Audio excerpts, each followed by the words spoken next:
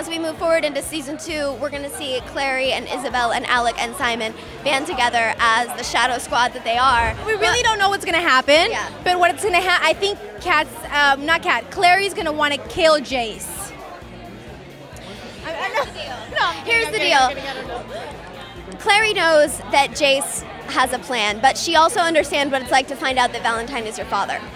That happened to her in episode 2.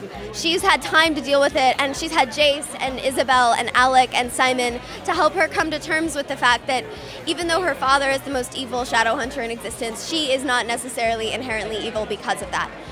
Jace has this sort of thrust upon them and this, oh my god, I kissed my sister on top of it, and everything else that's kind of piling up on top of him. And he's been the one that's been sure of himself, and so now he's doubting everything that he's ever known and everything that he's ever thought about himself.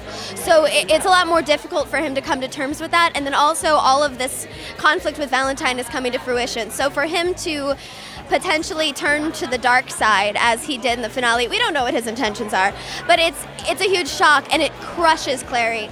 But as we move forward into season 2, we're going to see Clary and Isabel and Alec and Simon band together as the shadow squad that they are and not stop until they get Jace back. Jace is kind of dark. Do you like playing the lighter side of Jace or the darker side of Jace? For me, I like both.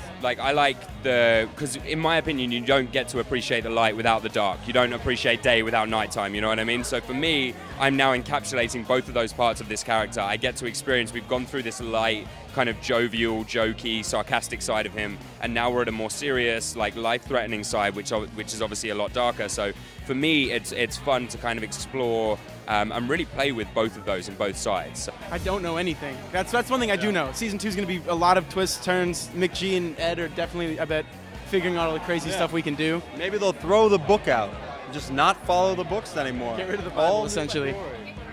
Yeah, who knows? Talk about the chemistry between Simon and Izzy.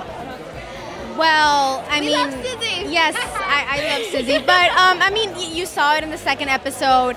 It's there, but it's something that has to grow into it. You know, they just don't fall in love at the beginning. It's something that they grow. That, you know, I think still Clary and Simon need to happen. They need to mature, and then Sizzy will happen.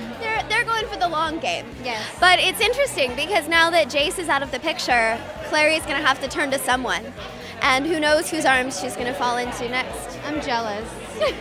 I mean, we'll just have to stay tuned. We know nothing officially, by the way. We're just speculating. Yes, this is us making reading the books. Yeah. Do you know anything? No one's giving us anything. I think you can expect a little bit more love, a little more.